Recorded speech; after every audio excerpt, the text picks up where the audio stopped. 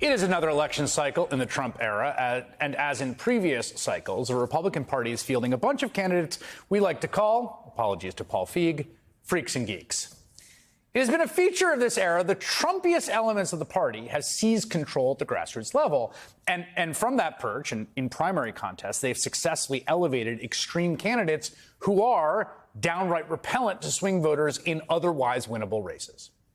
Whatever mojo Trump has when he runs, which again, contested, he lost the popular vote twice, it's proved to not be particularly replicable by his strange fellow Republicans down ballot. We saw this in 2022, of course. Remember, there was supposed to be a massive red wave in that election, but Republicans didn't have candidates who could surf the wave.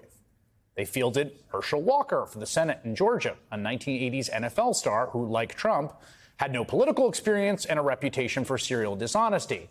And when he was being honest, he was, well, rarely coherent. The other night, I was watching this movie. Called Fright Night, Freak Night, or some type of night, but it was about vampires. I don't know if you know vampires are some cool people, are they not? But I'm going to tell you something that I found out. A werewolf can kill a vampire. Did you know that? I never knew that, so I didn't want to be a vampire anymore. I wanted to be a werewolf.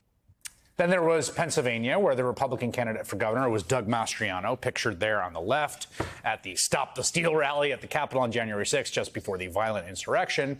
You can also see the election-denying, QAnon-embracing Mastriano in this photograph at the left in his Confederate Civil War uniform.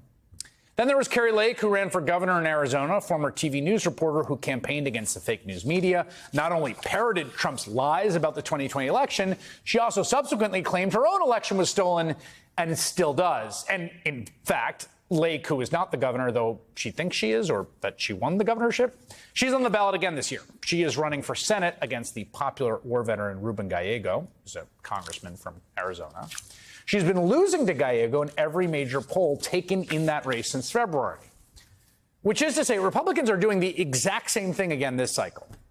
Notably in Minnesota, where to take on incumbent Democratic Senator Amy Klobuchar, Republicans have nominated Royce White, a former NBA player turned InfoWars lover, a guy who has advanced conspiracy theories about everything from Nancy Pelosi's husband and the Federal Reserve, while reportedly managing to owe over $800,000 in child support, is now having to answer questions about why his campaign spent $1,200 at a Florida strip club. Your claim is there were filings which said you spent campaign funds at a strip club, but they were incorrect filings. No, they didn't say that I spent the funds at a strip club. Or no, let's say they didn't say that I spent the funds on strippers. But it was spent at a strip club. Well, strip club they sell food at the strip club, don't they? So you've spent the money on food at a strip club. Is that more accurate? You seem to be very unfamiliar with strippers and strip clubs and drag strip shows. So I'll inform you, maybe Please. You aren't informed, that they do have food at strip clubs. Delicious. White has also railed against the Jewish elite. He's complained that women have become too mouthy. He described the LGBTQ movement as Luciferian. You kind of get the idea. But that's not an isolated incident. There's a Republican candidate for governor of North Carolina, a guy named Mark Robinson, who has spent years posting unbelievable bile about gay folks and Jewish Americans, black folks even, from denying the Holocaust happened to claiming the movie Black Panther was, and I quote here, created by an agnostic Jew and put to film by a satanic Marxist to extract money from black people. Robinson has ranted against women and abortion so many times that his Democratic opponent stitched them together into one absolutely brutal ad. Let's say I was the governor, I had a willing legislature. We could pass a bill saying you can't have an abortion in North Carolina for any reason. For me, there's no compromise on abortion. It makes no difference to me why or how that child ended up in that womb.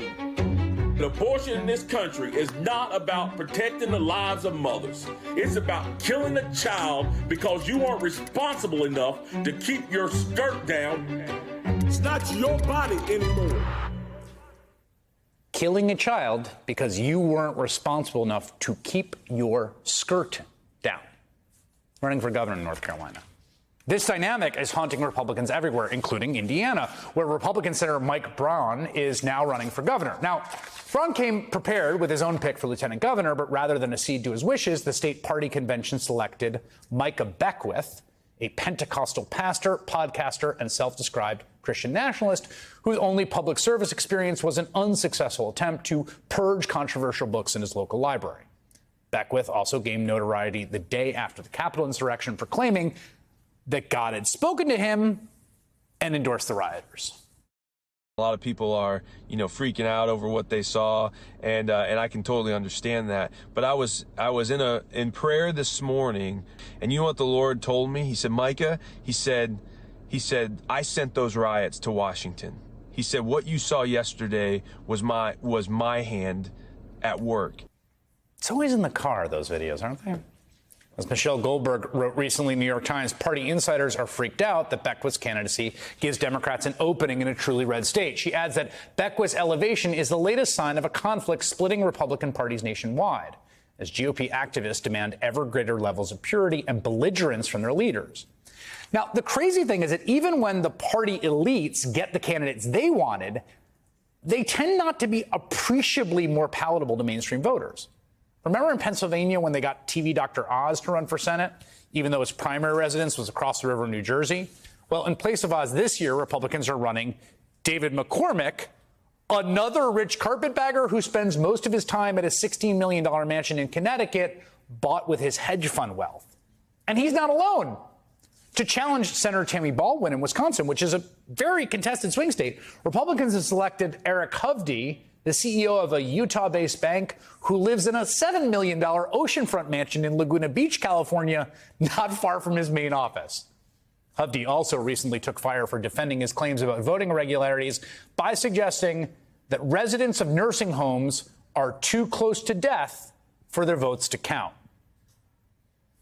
All this is a reminder of the weird paradox of the Trump era, that only Trump actually gets away with being Trump-like.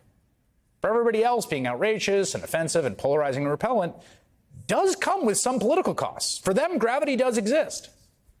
And this has led Republicans to pay very tangible costs in lots of winnable races over and over and over again. They should have a majority in the Senate, honestly, with better candidates.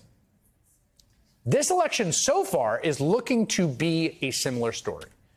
But of course, there's still the guy at the top of the ticket who has, last count, 34 felony convictions and is running neck and neck with the incumbent president.